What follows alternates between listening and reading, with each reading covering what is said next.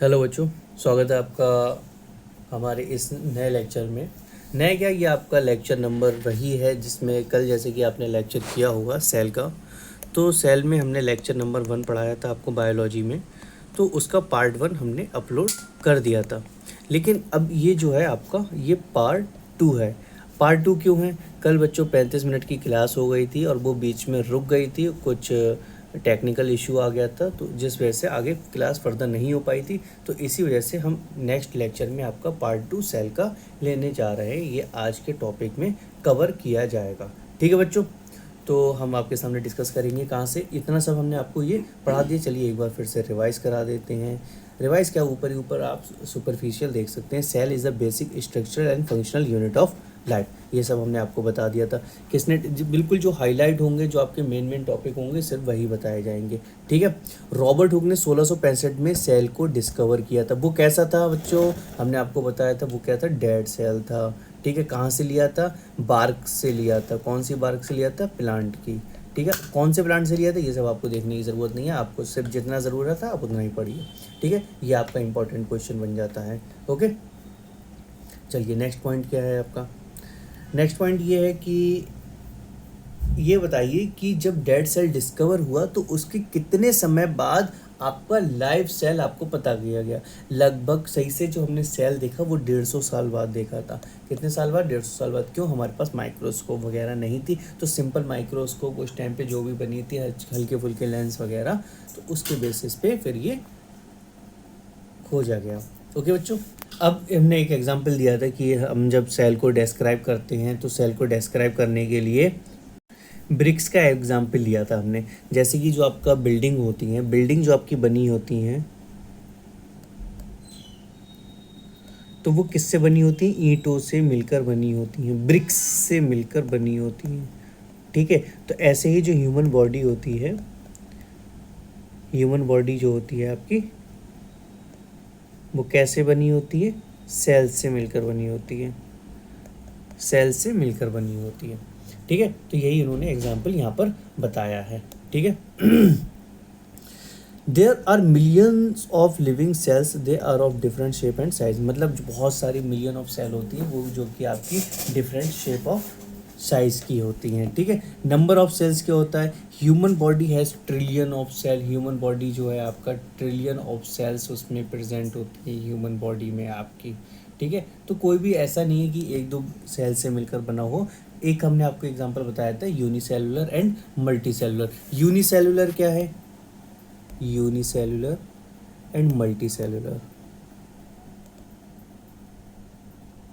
देखिए, यूनिसेलुलर जो है बेटा वो एक सिंगल सेल से बना होता है। मल्टीसेलुलर आपका बहुत सारी सेल्स मिलाकर जो बॉडी स्ट्रक्चर बना है वो मल्टीसेलुलर में आपका आ जाता है। ऐसा कौन सा एग्जाम्पल है यूनिसेलुलर का जो कि आपका विदाउट उसका कोई अपना एक्चुअल शेप एंड साइज नहीं होता और अपनी पूरी लाइफ वो सिंगल सेल में सब कुछ कर लेता है? डाइजेशन, एब्जॉर्प्शन, रिप्रोडक्शन, रेस्पिरेशन, जितने भी प्रोसेस हैं वो सब एक सिंगल सेल में उसके पॉसिबल होते हैं। उसका एग्जाम्पल क्या बताया था हमने आपको? याद है आपको? थोड़ा थोड़ा याद आ रहा होगा, अमीबा। ये आपको याद कर लेना है, क्या नाम है? अमीबा। और ऐसा कौन सा सेल है जिसका चप्पल लाइक स्ट्रक्चर होता है? हमने ट्रिक बताई थी आपको याद करने के लिए, बताओ बताओ। हाँ सही बताया, बिल्कुल, पैरामीशियम। ठीक है। अब हम बात करते हैं, ये रहा आपका पैरामीशियम। ठीक है। अब हम बात करते हैं आपका shape of cell. Shape of cell ये सब बेटा रिवीजन करा रहे हैं आपको, ऑलरेडी हम ये सब पढ़ा चुके हैं। शेप ऑफ सेल कैसा होता है? रॉड शेप होता है, कॉमन शेप होता है। सीडोपोडिया क्या होता है अमीबा में, ये आपको बताया था। वाइट ब्लड सेल का भी सेल साइज अलग अलग तरीके के होते हैं, डिफरेंट शेप एंड साइज के होते हैं वाइट ब्लड सेल्स भी आपके। साइज ऑफ सेल, ये अब आपका टॉपिक स्टार्ट हो चुका है यहाँ से। साइज ऑफ सेल, सेल का साइज क्या होता है? ठीक है, कितना होता है? नहीं, हमने आपको बता दिया था कल के लेक्चर में। ठीक है, फिर भी हम थोड़ा सा रिवाइज करते हुए आगे चलेंगे, आपको पूरा पूरा बताते हुए चलेंगे। ठीक है। The size of the cell in the living organism may be small as millionth of metre micron. ठीक है। और may be larger as few centimetre. मतलब एक बहुत माइक्रोमीटर में जो स्मॉलेस्ट सेल होता है आपका बैक्टीरिया, कितना होता है 0.5 से 0.1 आपका कितना माइक्रोमीटर, ये इतना साइज होता है। और लार्जेस्ट सेल कौन सा है? लार्जेस्ट सेल है आपका ऑस्ट्रिच एग, कितना होता है 13 से 17 सेंटीमीटर। ठीक है बच्चों, ओके, इतनी चीज़ आपको समझ में आ गई। देखो, the size of the cell has no relation with the size of the body of animal और plant. It is not necessary that the cell in the elephant much be bigger than the. देखो, ऐसा नहीं है कि अगर आपका elephant है तो उसमें सेल का साइज़ जो है बड़ा होगा, ऐसा नहीं होता। और रैट में सेल का साइज़ छोटा होगा, ऐसा नहीं होता। क्या होता है एक्चुअली, इसमें जो होता है नंबर ऑफ सेल्स जो होती हैं वो आपके में ज़्यादा होते हैं, लार्जर होते हैं, मैक्सिमम होते हैं किसमें? एलिफेंट में। ठीक है, वहीं दूसरी तरफ अगर हम देखें रैट की बात करें तो रैट में बच्चों ऐसा नहीं कि सेल का साइज़ छोटा है, एलिफेंट में सेल का साइज़ बड़ा है। इसमें नंबर ऑफ सेल्स जो है आपके वो कम रहेंगे एज़ कंपेयर टू एलिफेंट। अपनी बॉडी में भी, ह्यूमन बॉडी में भी बच्चों ट्रिलियन ऑफ सेल्स होते हैं, ट्रिलियंस ऑफ सेल्स होते हैं। ट्रिलियन ऑफ सेल हमारी ह्यूमन बॉडी में भी प्रेजेंट होते हैं। ऐसा नहीं होता कि 2-4 सेल से मिलकर वो एक बॉडी बन जाती है। ठीक है, the size of the cell is related to its function. Size of the cell is related to its function. For example nerves. देखो बच्चों, क्या होता है, जो सेल का साइज और शेप होता है वो उसके फंक्शन पे डिपेंड करता है, थोड़ा थोड़ा उससे सिमिलर होता है। क्यों ऐसा? देखो, जो न्यूरॉन का इन्होंने एक एग्जांपल दिया, nerve cell has both the elephant आज लॉन्ग एंड ब्रांच। उन्होंने क्या बताया कि जो साइज़ है उसका फंक्शन सेम हो, मतलब शेप और साइज़ जो रहता है उस सेल का, उसका फंक्शन सेम होता है। कैसे? जो आपकी न्यूरॉन है उसमें डेंड्राइट है, एक्सॉन है और टर्मिनल्स वगैरह, श्वान सेल वगैरह उसमें जो भी प्रेजेंट रहती हैं वो सब चीज़ें हैं, तो उसका स्ट्रक्चर सेम है और उसका फंक्शन भी सेम है। सेल के अगर हम साइज़ की बात करें तो कई कई हद तक वो उसके फंक्शन जो रहेंगे आपके सेम रहेंगे अलग अलग एनिमल में। और ऐसे ही हम और भी सेल्स की अगर बात करें तो जैसे आपकी गॉबलेट सेल्स होती हैं, तो गॉबलेट सेल्स आपकी ह्यूमन में भी हैं, एनिमल में भी हैं। ठीक है, तो वो आपका HCl वगैरह रिलीज़ करता है, डाइजेशन में हेल्प करता है। Okay, cell structure and function. The digestive organ which together constitute the digestive system. Each organ in the system perform different assimilation and absorption. Okay बच्चा, ये क्या कहना चाह रहा है? Cell structure and function, the digestive organ which together. देखो, cell आपस में मिल मिला के बहुत सारी सेल्स अपना एक ऑर्गन बनाते हैं। पहले क्या बनता है? टिश्यू, फिर सेल से मिलकर क्या बनता है? टिश्यू, टिश्यू से मिलकर बनता है आपका ऑर्गन। तो ये जो ऑर्गन है ये आपका एक पर्टिकुलर फंक्शन करने लगता है। ठीक है, जैसे कि आपका किडनी है बच्चों, तो किडनी जो है एक पर्टिकुलर फंक्शन करता है। क्या करता है? ब्लड को फिल्टर करता है। ठीक है, छानने का काम करता है। ऐसे ही बहुत सारे सेल्स मिलके हार्ट बनाते हैं। तो हार्ट का काम क्या होता है बच्चों? आपका पंपिंग, सिंपल लैंग्वेज में आप समझ लीजिए, पंपिंग का काम करता है। ओके बच्चों, ब्लड को पंप करने का। Similarly different organ of the plant perform specific function. Different organ of a plant perform specific function. अलग अलग ऑर्गन जो है आपका एक स्पेसिफिक फंक्शन करते हैं। जैसे कि रूट्स हो गई, तो रूट्स आपका क्या करेंगी? वाटर को एब्जॉर्प्शन करेंगी, मिनरल्स का एब्जॉर्प्शन करेंगी। तो ये इसका एक पर्टिकुलर फंक्शन हो गया रूट्स का। लीव्स की अगर हम बात करें, जो पत्तियां रहती हैं बच्चों, ये जो आपकी पत्तियां रहती हैं, तो इनका भी एक अपना काम रहता है। वो क्या काम होता है? आपका फोटोसिंथेसिस करना। ठीक है, फोटोसिंथेसिस करना ये इनका लीव्स का काम रहता है। ठीक, तो for example roots help in the absorption of water and mineral. Each organ is further made up of smaller part called tissue. अच्छा, यही हमने आपको बताया ना, सेल से मिलकर बनता है टिश्यू और टिश्यू से मिलकर बनता है आपका ऑर्गन। तो यही कह रहा है कि ऑर्गन जो है आपका बहुत सारे टिश्यू से मिलकर बना होता है। A tissue is a group of similar cells performing a specific function. जैसे कि हम आपको एक एग्जांपल दें, a group of cells together form tissue. ये आपस में मिलकर टिश्यू बना दिया, ये आपका सेल है, ये परफॉर्म कर रहा है स्पेसिफिक फंक्शन।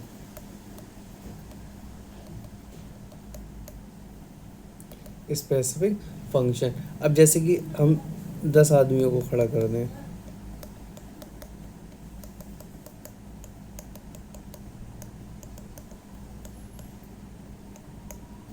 तो अब ये क्या करेंगे, अपने हाथों से एक रॉड को उठा के ले जा रहे हैं, ये इनके हाथ है, ये एक।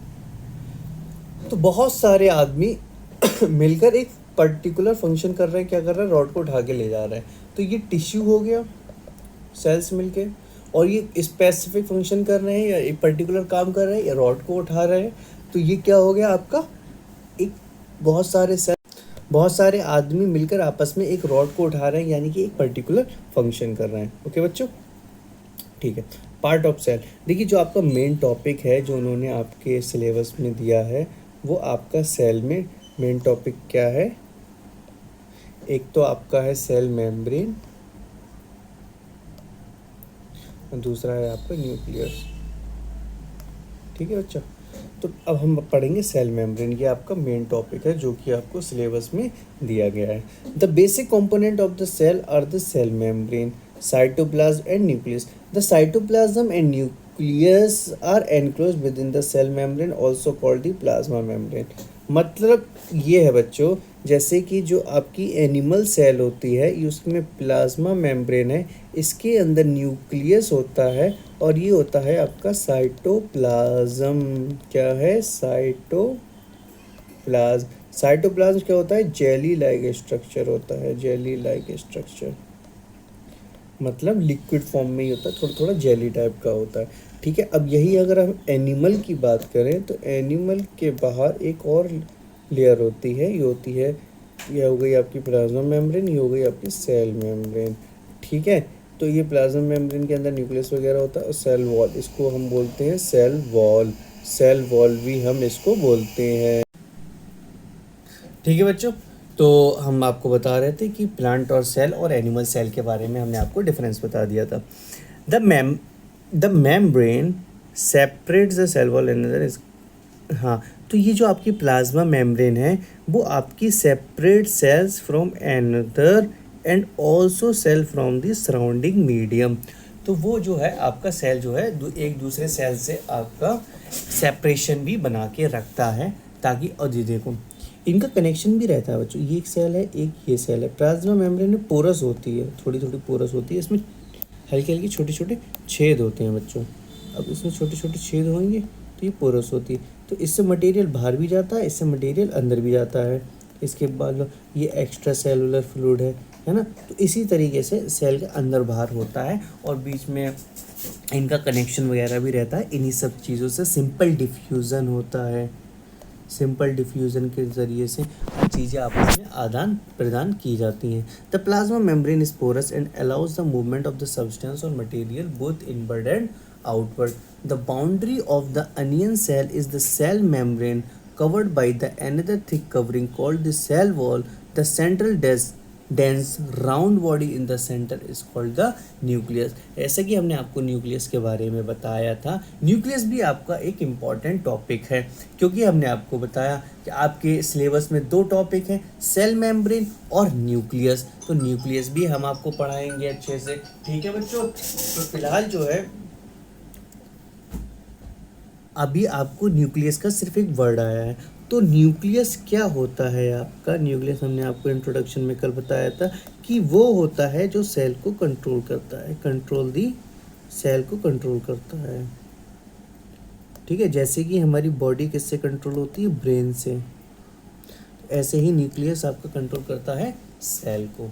ओके, ये आपका न्यूक्लियस दिखाया गया है। Cell observe under the onion peel, मतलब आपका जो अनियन पील को ऑब्जर्व किया गया है under the microscope. The jelly like substance between the nucleus and the cell membrane, अभी हमने आपको जस्ट बताया था साइटोप्लाज्म क्या होता है। यहाँ पर एक साइटोप्लाज्म का वर्ड आया था जिसको वो सेपरेट करता है, उसके बीच में पाया जाता है। तो साइटोप्लाज्म क्या होता है, जेली लाइक स्ट्रक्चर, ठीक है, jelly like substance between the nucleus and the cell membrane क्या होता है आपका cytoplasm. The conditional layer surrounding the cell membrane is required by plant for protection. अब देखिए प्लांट में भी हमने आपको दो डिफरेंस बताए थे, एक कंडीशनल लेयर होती है, उसके पास एक और लेयर पाई जाती है बाहर की तरफ जो कि सेल वॉल कहते हैं हम जिसको। उसका काम क्या होता है, अब ह्यूमन बॉडी है, अगर आप अपने आप को टच करेंगे या किसी को भी तो सॉफ्ट सॉफ्ट लगेगा थोड़ा सा, ठीक है। और ऐसा नहीं है फिर आप कह दो कि सर हड्डी को देख लो सर वो भी तो ह्यूमन में पाई जाती है लेकिन वो तो सॉफ्ट नहीं होती। हाँ सर बच्चा बिल्कुल आपने सही बात कही, लेकिन उसमें अलग अलग चीज़ें रहती हैं, कैल्शियम कार्बोनेट होता है, ठीक है, जो वो उन सेलों को मजबूत बनाता है ताकि वो सेल टूट नहीं सके, उनसे मिलकर हड्डी बनती है। तो लेकिन प्लांट जो होता है उसका most of the part body hard रहता है, तो वो सेल वॉल का एक काम होता है आपका प्रोटेक्शन के लिए, ठीक है। Cell membrane is required by plant for protection. Plant cell need protection against variation in temperature, high wind speed, atmospheric moisture and etcetera. देखिए जो सेल वॉल बच्चों प्रेजेंट होती है प्लांट सेल में, वो उसमें क्या काम होता है, वो आपकी बहुत तेज़ हवाएं चल रही हैं तो उससे बचाता है, एटमॉस्फेयर चेंज हो गई, जैसे ठंड आ गई तो आपने क्या किया बच्चों, ठंड आ गई आपने तो कंबल ओढ़ लिया भाई, ठंड हल्की हल्की हो गई, आपने एक्स्ट्रा शेल अपने ऊपर ले ली, सराउंडिंग से बचने के लिए एक्स्ट्रा शेल ऊपर से ले ली तो आप ठंड से बच गए। लेकिन प्लांट ऐसा थोड़ी करेंगे कि भाई उनके लिए कोई एक अलग से फैक्ट्री बनी हुई है वो जाके कंबल खरीद रहे हैं कंबल ओढ़ लेंगे, नहीं ना। तो इसीलिए इनका जो सेल वॉल एक्स्ट्रा लेयर होती है वो इन सब चीज़ों से इसको प्रोटेक्ट करती है। अब गर्मी लग रही है तो आपने एसी चला लिया, अब भाई प्लांट को धूप लग रही है गर्मी लग रही है तो वो कैसे बचेंगे उसको, है ना।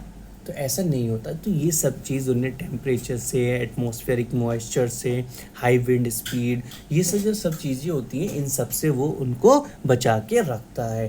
तो ये बेटा आपका इम्पॉर्टेंट है। एक क्वेश्चन आपका क्या बनेगा, ऐसे नहीं पूछेंगे, वो आपको ये पूछेंगे what is the difference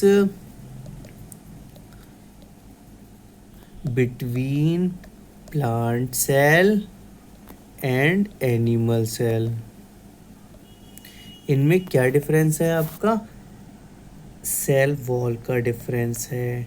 cell wall का कैसा डिफरेंस होता है, it is not present in animal cell, animal cell में ये प्रेजेंट आपका नहीं होता। तो यही आपका डिफरेंस रहता है उसमें, ठीक है बच्चा। आपको बच्चों कोई भी डाउट है, कोई भी दिक्कत परेशानी है, चाहे संस्कृत में, आयुर्वेदा में, हिंदी में या फिर आपका मैथ और साइंस में, आप डायरेक्टली हमारे कौन से नंबर पे कांटेक्ट करेंगे, ना याद है नंबर, हाँ बताओ कितना, हाँ तुम बताओ, ठीक है बच्चों बोलो बोलो, हाँ 8874 आगे, हाँ 5086 नहीं 97 नहीं 96, हाँ ये नंबर याद कर लो, ठीक है, ये नंबर याद कर लो। आपको जो भी डाउट दिक्कत परेशानी हो डायरेक्टली हमसे कांटेक्ट कर सकते हो। ओके बच्चों, ठीक है, बहुत अच्छे से पढ़ाई कर रहे हो, सब कुछ हमें नज़र आ रहा है कौन बच्चा कैसे क्या कर रहा है। कितने बच्चे इस लेक्चर को देख के साइड में रील खींच रहे हैं, रील नहीं खींचनी है, रील बंद कर दो बच्चे, हाँ क्लास पे फोकस करो, आपके पास 1 महीना है बस, आप जितना क्लास पे फोकस करेंगे उतनी आपकी क्लास बेहतर रहेंगी, आपको चीज़ें याद रहेंगी, रिवीजन भी आपका उतना ही जल्दी होगा, ठीक है। हाँ फोकस करिए क्लास पे। Cell can be observe in the leaf peel of the, ये आपका एक लीफ पील हो गया, एक प्लांट का नाम दे दिया, कितना खतरनाक इन्होंने प्लांट का नाम दे दिया, ट्रेडेस्केंटिया, ट्रेडेस्केंटिया, ये जो साइंटिफिक नेम होते हैं कि ऐसे ही लिए जाते हैं, ठीक है बच्चों। एलोडिया हो गया, रोइया हो गया, ये सब आपके साइंटिफिक नेम है, कोई इम्पोर्टेंट नहीं है, आपसे नहीं पूछे जाएंगे। ह्यूमन चीक सेल, ये ह्यूमन चीक सेल है। ठीक है बच्चों, आपका 9th और 10th में स्कूल में भी आपका एक्सपेरिमेंट रहता है जिसमें आपका अनियन पील और ह्यूमन चीक सेल, इन दोनों के बारे में वो आपसे एक्सपेरिमेंट कराते हैं और आपको सेल के बारे में दिखाते हैं। अब आया हमारे पास एक टॉपिक, साइटोप्लाज्म। कौन सा टॉपिक है बच्चा? साइटोप्लाज्म। साइटोप्लाज्म क्या होता है? Cytoplasm is jelly like substance present between the cell membrane and the nucleus. Cytoplasm आपका किस में प्रेजेंट, मतलब वही आपका जो सेल के बीच में आपका प्रेजेंट होता है। क्योंकि न्यूक्लियस क्यों बोला? न्यूक्लियस के अंदर भी कुछ सब्सटेंस प्रेजेंट होता है, उसको क्या बोलते हैं? न्यूक्लियोप्लाज्म। और न्यूक्लियस को भी बच्चा एक चीज कंट्रोल करता है, वो क्या है? न्यूक्लियोलस। वो न्यूक्लियस के भी अंदर की बात हो गई है ना। चलिए आगे देखते हैं।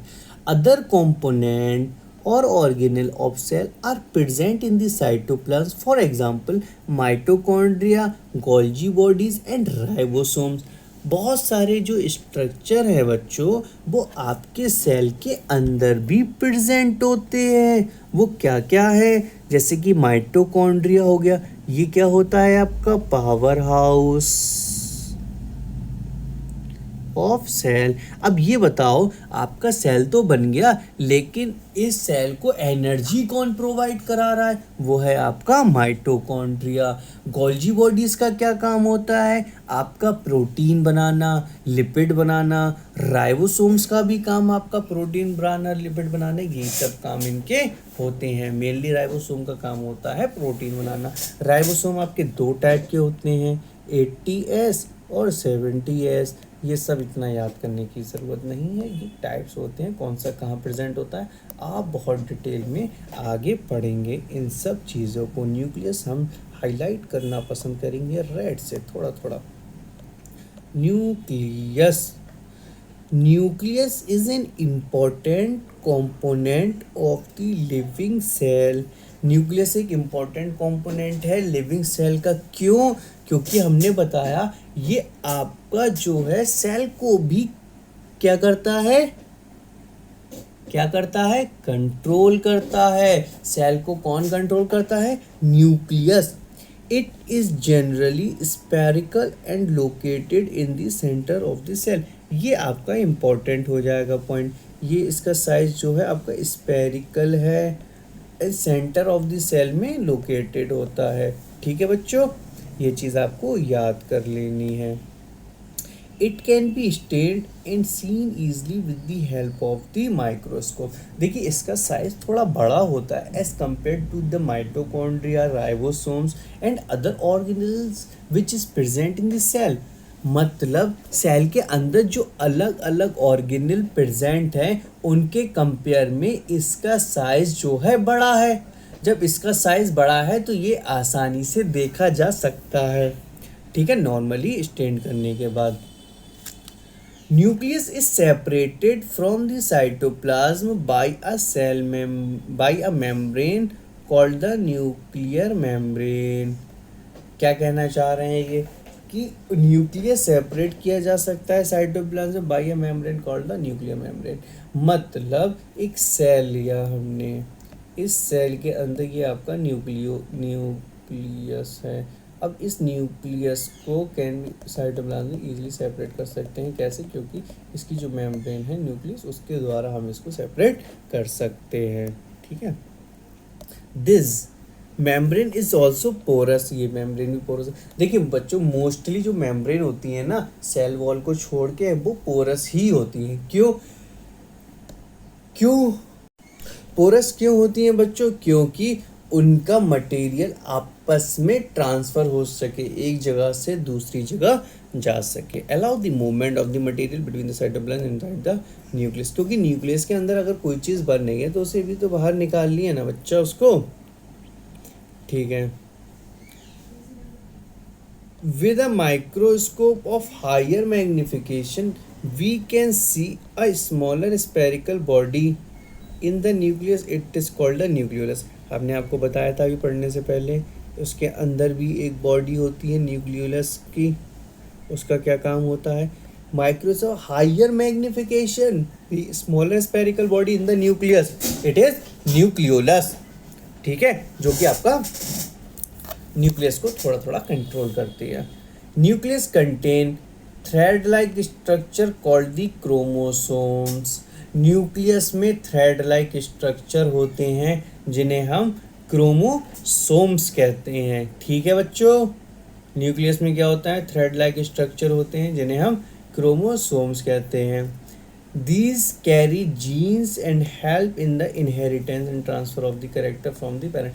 देखो ये चीज़ आपका डीप होती जा रही है, ये आपसे इतना सिलेबस में नहीं पूछेगा, लेकिन फिर भी हम आपको पढ़ाएंगे और थोड़ा सा समझा देंगे अगर उन्होंने पूछ लिया तो. ऑफ द ऑफिस देखो बच्चों, सबसे पहली बात हम कहते हैं कि ये बच्चा जो है अपने माँ बाप से मिलता है, ये ज़्यादातर अपनी माँ पे गया है. तो उसका क्या मतलब है? उसका मतलब है जो न्यूक्लियस है उसके अंदर थ्रेड लाइक स्ट्रक्चर होता है, इस तरीके के ऐसे फैला रहता है ये. इसको तो बोलते हैं क्रोमेटिन नेटवर्क. अब एक टाइम पे ये जो क्रोमेटिन नेटवर्क होते हैं ये आपके सेट हो जाते हैं इस तरीके से.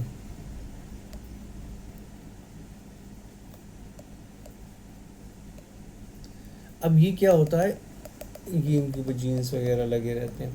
अब ये बच्चों आपके सेट हो गए, तो इसमें क्या बोला उन्होंने बोले कि has thread like structure inheritance of character parents. अब इस पे लगे होते हैं आपके जीन्स, इन क्रोमोसोम्स के ऊपर लगे होते हैं आपके जीन्स. तो यही करेक्टर जो होते हैं आपके ट्रांसफ़र हो जाते हैं कहाँ से? फादर से मदर. तो ये जो जीन है ना, ये जीन आपके करेक्टर रखते हैं कोई ना कोई. जैसे कि एक जीन हो गया आपका, वो कोई एक पर्टिकुलर करेक्टर रखेगा. जैसे कि आपका हेयर हो गया, हेयर अगर आपका करली है या स्ट्रेट है, तो ये जीन होते हैं इसके अलग अलग. ठीक है, तो वो कौन सा जीन बच्चे में गया तो उसी के बेसिस पे वो करेक्टर उसमें शो हो जाता है. तो यही कहना चाह रहे हैं ये कि न्यूक्लियस में inheritance and transfer of character, कि आपका जो करेक्टर होते हैं ट्रांसफ़र करता है किसके? जीन्स के द्वारा. देखिए अगला टॉपिक हमें जीन्स ही दिखाई दे रहा है, वो भी हम इसके बाद ही पढ़ेंगे. ठीक है, nucleus in addition to its role inheritance act as control center of all the activities of the cell. हमने आपको बताया कि जो न्यूक्लियस है वो आपके सेल को कंट्रोल करता है. न्यूक्लियस आपके सेल को कंट्रोल करता है. ठीक है, तो इन्होंने ये बता दिया nucleus in addition role of inheritance act as a control centre of all the activities of the cell. कौन सा करेक्टर किधर ट्रांसफ़र होगा ये भी कंट्रोल्ड होता है, ये भी डिसाइडेड होता है बच्चों. The entire content of all the living cell is known as the protoplasm. It includes the cytoplasm and the nucleus.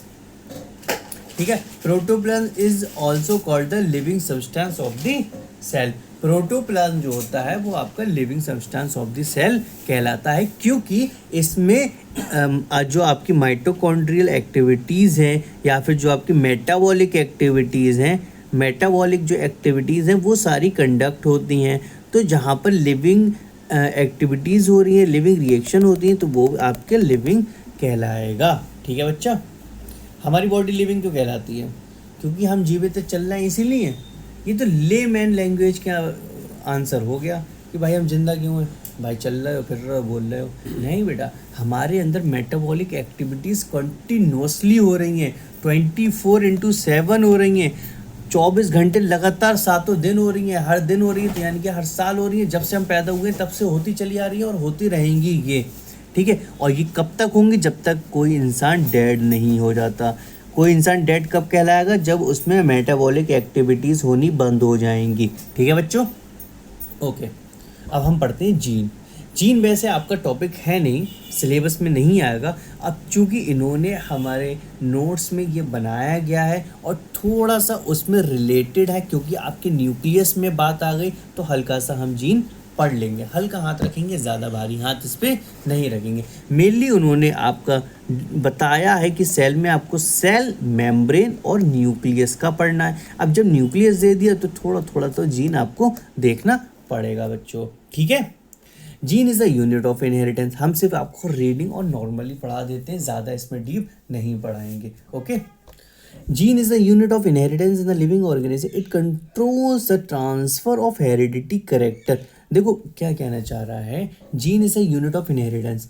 Inheritance का यूनिट है, इनहेरिटेंस मतलब इनहेरिट, एक जगह से दूसरी जगह जाना, इनहेरिटेंस, हमें कोई कैरेक्टर मिलना, वो इनहेरिटेंस कहलाता है। हेरिडिटी कैरेक्टर यानी कि हमारे फैमिली से कोई कैरेक्टर हमें मिल रहा है, ठीक है। एक हेराइकी होती है ना, कोई भी चीज़ ऊपर से नीचे तक चली आ रही है, जैसे kingdom, phylum, class, order, family, ये सब आपने पढ़ा होगा। तो ये एक हेराइकी होती है, सबसे बड़ा, फिर उससे छोटा, उससे छोटा, फिर तो सबसे छोटा क्या होता है, स्पीसीज। सबसे बड़ा क्या होता है आपका, किंगडम, ओके। तो इसी के बेसिस पे ये आपका रहता है। अब हम आगे पढ़ते हैं। The nucleus of the bacterial cell is not well organised like the cell of the multicellular organism. जो बैक्टीरियल सेल है उसका as a multicellular organism की तरह न्यूक्लियस वेल ऑर्गेनाइज नहीं होता है, ठीक है। एक इन्यूक्लिएटेड होता है और एक न्यूक्लिएटेड होता है। तो ये इन्यूक्लिएटेड सेल वो होती हैं जिसमें न्यूक्लियस नहीं होता, न्यूक्लिएटेड सेल वो होती हैं जिसमें न्यूक्लियस प्रेजेंट होता है। और न्यूक्लियस का हमारा बहुत बड़ा रोल है, न्यूक्लियस ही सेल को कंट्रोल कर रहा है, ठीक। There is no nuclear membrane. The cells having the nuclear material without nuclear membrane are termed as prokaryotic cell। अब देखो बच्चों, दो सेल आपकी होती हैं, सेल होता है आपका प्रोकैरियोटिक और फिर होता है, ये थोड़ा सा इरेज कर लेते हैं मामला यहाँ का, साफ सफाई से पढ़ना चाहिए, है ना। देखो बच्चों, ज़्यादा इस पे आपको फोकस नहीं करना है। हम जो मेन आपको पॉइंट लिखाते हैं आपको अपने शॉर्ट नोट्स में वो लिखना है, और इन नोट्स को एक बार आप रीडिंग करना और लेक्चर देखते देखते शॉर्ट नोट्स बनाते रहना, ठीक है। जो जो पॉइंट हम बताते हैं ये इंपॉर्टेंट है, सिर्फ वही लिखना है, पूरे नोट्स नहीं उतारने हैं। पूरी PDF हम आपको प्रोवाइड कर देंगे, ठीक है। तो आपको क्या करना है, एक बार इसको रीड करना है, 2 बार रीड करना चाहें तो 2 बार कर सकते हैं, लेकिन नोट सिर्फ उतना ही बनाना है जितना हम आपको पॉइंट बताते हैं, ठीक है। सेल के टाइप कौन से होते हैं, प्रोकैरियोटिक और होता है यूकैरियोटिक। प्रोकैरियोटिक कौन सा होता है, प्रो मतलब पुराना, यू मतलब होता है प्रेजेंट। तो प्रोकैरियोटिक वो सेल होते हैं जिसमें आपका न्यूक्लियस प्रेजेंट होता है या नहीं। जब हमने बता दी यू का मतलब प्रेजेंट होता है, तो इसमें होता है न्यूक्लियस, इसमें न्यूक्लियस नहीं होता। अरे ये क्या हो जाता है यार, तो प्रोकैरियोटिक न्यूक्लियस नहीं होता, यूकैरियोटिक में न्यूक्लियस प्रेजेंट होता है। The organism with this kind of cells are called the prokaryotic. Pro मतलब प्रीमिटिव, पुराना, कैरियन मतलब nucleus, example bacteria and blue green algae. ये बहुत इंपॉर्टेंट है, ये इंपॉर्टेंट है बच्चों। ये कैसे इंपॉर्टेंट है ये आप लाइन लिख लेना। देखो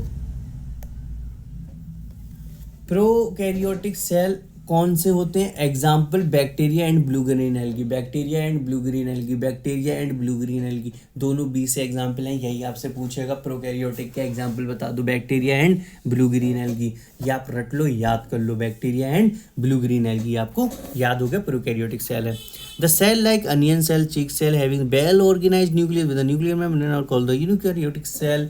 मतलब जिसमें आपका वेल ऑर्गेनाइज्ड, बहुत ही अच्छे तरीके से आपका न्यूक्लियस प्रेजेंट है, उसे हम यूकैरियोटिक सेल बोलेंगे, ठीक है। वो हर एक सेल आपकी यूकैरियोटिक है मोस्टली, सिर्फ प्रोकैरियोटिक सेल को छोड़ के जिसमें आपका न्यूक्लियस नहीं आता। आपको सिर्फ यही 2 एग्जाम्पल याद करने हैं, बाकी और भी एग्जाम्पल हैं लेकिन आपको नहीं जाना। आपको सिर्फ कौन से याद करने हैं, bacteria and blue green algae, यही आपको NCERT में दिए हुए हैं, ठीक है। All organism other than bacteria are blue green algae called eukaryote. Eu मतलब ट्रू, कैरियन मतलब न्यूक्लियस। ट्रू न्यूक्लियस जिसमें प्रेजेंट हो।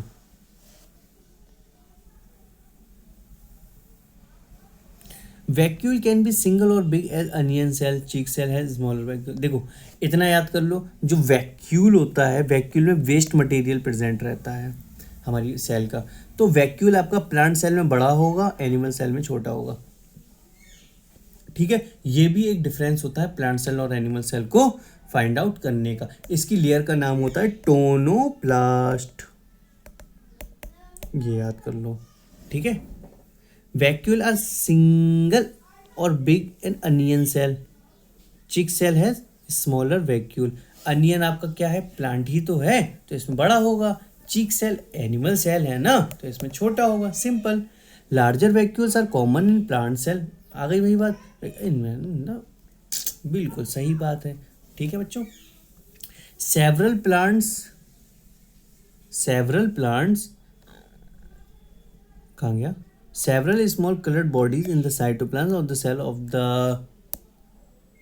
Tradescantia leaf। ये आपका प्लांट का नाम है, इसको याद करने की कोई ज़रूरत नहीं है। ये बिल्कुल एनसीईआरटी वाले ऐसा नाम देते हैं बच्चों जो आपको ज़बान से ले भी नहीं मिले। ठीक है, they are scattered in cytoplasm of the leaf, these are called the plastid. अब प्लास्टिड क्या होता है, एनिमल सेल में आपके प्लास्टिड मौजूद होते हैं। प्लास्टिड का काम होता है जिसमें आपके क्लोरोप्लास्ट प्रेजेंट होते हैं, और क्लोरोप्लास्ट का काम होता है आपका फोटोसिंथेसिस। क्या काम होता है, फोटोसिंथेसिस करना। और फोटोसिंथेसिस आप एनिमल सेल नहीं कर सकती, तो प्लास्टिड एनिमल सेल में प्रेजेंट क्यों होंगे, इसलिए नहीं होते। Plastid are different colour, some of them contain green pigment called chlorophyll. देखो अब प्लास्टिड का हम आपको एक चार्ट बना के दिखाते हैं।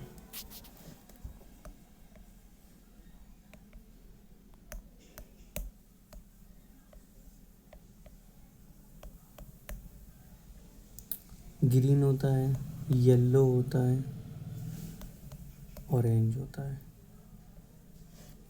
ग्रीन आपका क्या बोलेंगे, ग्रीन वाले को क्लोरोप्लास्ट। ये हो जाएगा आपका क्रोमोप्लास्ट। अब ये सब आपको याद करने की ज़रूरत नहीं है, आपको सिर्फ एनसीईआरटी ने ग्रीन का दिया है जो कि आपको फोटोसिंथेसिस में हेल्प करता है। और बाकी जो होते हैं वो आपका लिपिड स्टोरेज में हेल्प करते हैं। ठीक है, लिपिड स्टोरेज करेगा, कोई आपका प्रोटीन स्टोरेज करेगा, तो वो सब आपके सिलेबस में नहीं है। आपको सिर्फ फोटोसिंथेसिस वाला याद करना है, वो कौन सा है, क्लोरोप्लास्ट। फिर होता है एक क्रोमोप्लास्ट। ठीक है, वो सब होते हैं लेकिन आपको सिर्फ क्लोरोप्लास्ट देखना है। They provide green colour to the leaves, chlorophyll in the chloroplast leaves is essential for photosynthesis. आ गई वही बात कि आपका जो क्लोरोफिल है क्लोरोप्लास्ट में, वो आपको फोटोसिंथेसिस में हेल्प करेगा। ओके बच्चों, तो देखिए हमने आपको सेल जो पढ़ाया है, cell is a basic unit and structure functional unit of life. तो ये सब हमने आपको बेसिक बना दिया। अब जो आप आगे जो भी लेक्चर पढ़ेंगे, चाहे रेस्पिरेशन हो, फोटोसिंथेसिस हो, या डाइजेशन हो, या कोई भी चैप्टर हो आपसे सिलेबस से रिलेटेड, तो वो ही सब एक सेल से रिलेशन में होंगे। तो आपको हर एक चीज़ समझ में आने वाली है। सेल जो है एक आपका सिनेरियो बना देता है पूरा आगे बायोलॉजी पढ़ने के लिए। ठीक है, अब कुछ क्वेश्चंस हैं, बाकी क्वेश्चंस आपको होमवर्क में करने होंगे, और कुछ क्वेश्चंस अभी हम आपको करा देते हैं क्लासेस में। बीच बीच में से लगभग 30 क्वेश्चन हम आपके लिए लेकर आए हैं। कितना क्वेश्चन है इसमें, हाँ 30 क्वेश्चन है। 30 क्वेश्चन हम इसमें लगभग 10-12 क्वेश्चन आपको करा देंगे, बीच में कोई भी रैंडम क्वेश्चन पकड़ के, और आपको ये घर पे जाके करना है, और फिर हमें बताना है कि कैसे रहे आपके क्वेश्चन और कितना परसेंटेज आपने क्वेश्चन कर लिया। 30 में से आपके कितने क्वेश्चन सही हो रहे हैं, वो सब आप हमें व्हाट्सएप पे मैसेज करेंगे। और बच्चों कल संडे है, संडे में आपका टेस्ट रहेगा। ठीक है, छोटा सा टेस्ट रहेगा। कितने क्वेश्चन आ रहे हैं आपके, 120। तो 120 क्वेश्चन का जितना भी आपको पढ़ा दिया सिर्फ उतने का ही एक छोटा नॉर्मली टेस्ट रहेगा। ओके बच्चों, in which of the following cellular component is not present in the most prokaryotic। अब बहुत सारे प्रोकैरियोटिक में क्या प्रेजेंट नहीं होगा, न्यूक्लियस। अब न्यूक्लियस प्रेजेंट नहीं है अच्छे से, तो न्यूक्लियर के रिलेशन में देखो क्या क्या, सेल वॉल से मतलब नहीं, साइटोप्लाज्म राइबोसोम से, न्यूक्लियर मेम्ब्रेन, बात खत्म। मोस्ट ऑफ द आपका न्यूक्लियर मेम्ब्रेन हो गया। ठीक है बच्चों, which organelle is known as a suicidal bag कौन सा होता है? आपके लाइसोसोम्स होते हैं, ये सेल में एक स्ट्रक्चर होते हैं। ये क्या करते हैं बच्चों, इनके अंदर एक अच्छी अच्छी दवाइयाँ टाइप के, आप हिंदी एकदम आराम से समझ लो, इनके अंदर एक ऐसी पदार्थ पाया जाता है, ऐसा मटेरियल्स पाए जाते हैं जो कि हमारे अगर सेल को कोई नुकसान पहुंचा रहा है या बॉडी को नुकसान पहुंचा रहा है तो उसके पास जाते हैं और फट जाते हैं और फिर उस चीज़ को सही कर देते हैं। मान लो एंटी बैक्टीरियल इनके अंदर पाया जाएगा, ठीक है। तो इस तरीके से क्या हुआ, अगर कोई बैक्टीरिया आया, बैक्टीरिया पास जाए, फट गए और फिर आपका क्या हुआ, भागकर उसके बैक्टीरिया मर जाते हैं। तो सुसाइडल बैग कौन कहलाता है? आपका lysosomes. Suicidal bag of the cell because hydrolytic enzyme out found in them that break down the cellular component of acidic pH इतना एक्टिविटी। मतलब उसमें हाइड्रोलाइटिक एंजाइम्स रहते हैं, तो वो जाके वहाँ पर बस्ट करते हैं और फिर जो उनका एसिडिक पीएच मेंटेन कर देते हैं ताकि नॉर्मली फंक्शन कर सकें। नेक्स्ट क्वेश्चन देखते हैं, how much energy is release. ये आपका इम्पोर्टेंट नहीं है, ये आपका इम्पोर्टेंट नहीं है। Which of the following statement is wrong. कौन सा स्टेटमेंट रॉन्ग है? ये वाला जब हम पढ़ के देखते हैं, oxygen is not necessary for the process of fermentation. नहीं यार, फर्मेंटेशन तो अभी हमने आपको पढ़ाया नहीं है, लेकिन इज नॉट नेसेसरी। फर्मेंटेशन क्या होता है? ये जो आपका फर्मेंट होती है, ब्रेड बनती है ना, ये हम आपको आगे उसमें पढ़ाएंगे। ब्रेड बनती हैं तो वो आपका फर्मेंटेटेड ब्रेड होती है, फर्मेंटेशन से बनती हैं, ठीक है। तो ऑक्सीजन उसमें रिक्वायर्ड होती है, भले ही कम प्रोसेस में रिक्वायर्ड हो, लेकिन रिक्वायर्ड होती है, तो ये आपका सही है। Pyruvic acid is formed in the first stage. ये देखो बच्चा, ये भी आपका थोड़ा एडवांस लेवल में है, ये भी आपकी ज़रूरत होती है। Glucose disintegrate in the first, हाँ सही बात है, ग्लूकोज से ग्लूकोज 6 फॉस्फेट बनता है। In the mitochondria acetic acid gas decompose with the help, नहीं नहीं नहीं, ये गलत है। ऑक्सीजन के द्वारा माइटोकॉन्ड्रिया में कंपोज नहीं होती, माइटोकॉन्ड्रिया आपका power house of the cell होता है, ठीक है बच्चों। Which of the following is called the power house of the cell? Mitochondria. देखिए क्वेश्चंस आपके ऐसे ही आएंगे, यही नॉर्मल क्वेश्चन जो आपको पूछा गया, which of the following is called the power house of the cell? Mitochondria. Which of the following is the controller of the cell? Nucleus. इस तरीके के आपके क्वेश्चंस आने वाले हैं, यही क्वेश्चन आपको दिखाई देंगे। Which of the following organic cell is also called suicidal by lysosome? अभी पढ़ाया था आपको। How was the cell discover? Robert Hooke ने कब डिस्कवर किया था बच्चों, बताओ पहले ये बताओ। 1665 में किया था। कैसा था? डेड सेल था। कहाँ से किया था? ट्री से किया था। क्या लिया था? बार्क। ये चीज़ अब क्वेश्चन पढ़ो। While was on leaf, leaf से मतलब तो नहीं है। While was on the pad on an iron, नहीं नहीं नहीं। As on the block while inspecting the cork, ये जो बार्क होती है आपकी कॉर्क, उसको एग्जामिन करते हुए, ठीक है। Which is the smallest unit of the organism capable of independent existence? Cytoplasm से क्या मतलब? साइटोप्लाज्म से सेल के अंदर होता है, वैक्यूल भी सेल के अंदर होता है, तो आपको क्या होगा answer? Cell. Why do plant require less energy? Plant जो है आपके कम एनर्जी रिक्वायर क्यों करते हैं, बताओ। Why do plant require less energy? Because they contain excessive dead cell? नहीं। Because they grow only in height? नहीं। Because they prepare their own food? चलो देखते हैं अभी। Because they produce oxygen? नहीं भाई, ऐसा नहीं होता। लेस प्लांट लेस एनर्जी क्यों रिक्वायर करते हैं? Because they prepare their own food, अपना खाना वो खुद बनाते हैं, ठीक है बच्चों। Where are the best product stored inside the plant cell? Vacuole, हमने आपको ऊपर ही बताया था, ठीक है। Which of the following cell organ are found only in the plant? Plastid. Which of the following organ in the plant store protein and oil granules? क्या होता है, क्या होता है? ल्यूकोप्लास्ट। अब हम ये इधर आपको बताया था ना, क्रोमोप्लास्ट, ल्यूकोप्लास्ट, ये जो आपका ये बनाया था, क्रोमोप्लास्ट, ल्यूकोप्लास्ट और क्रोमोप्लास्ट हो गया आपका, ये ल्यूकोप्लास्ट हो गया, ये लो। तो इस तरीके से, ठीक है बच्चों। तो आपका जो आज का सेल का जो टॉपिक है वो कंप्लीट हो चुका है, ठीक है बच्चों। तो आपका लेक्चर नंबर 2 था, लेकिन पार्ट भी लेक्चर नंबर 1 ही था, ये पार्ट 2 था किसका? सेल का। ओके बच्चों, जो भी आपका डाउट हो, कुछ भी हो, आप इस नंबर से हम पे कांटेक्ट कर सकते हैं। और आपके अगर कोई दोस्त हैं, यार हैं, क्लासेस ज्वाइन करना चाहते हैं, तो क्लास ज्वाइन करने के लिए आप उन्हें नंबर दे दीजिए, हमारे बारे में बता दीजिए। और बहुत ही अच्छे से सब कुछ यहाँ पढ़ाया जा रहा है बेटा, सारे डाउट क्लियर किए जा रहे हैं। Thank you so much for joining the class. Okay बच्चों, बाय।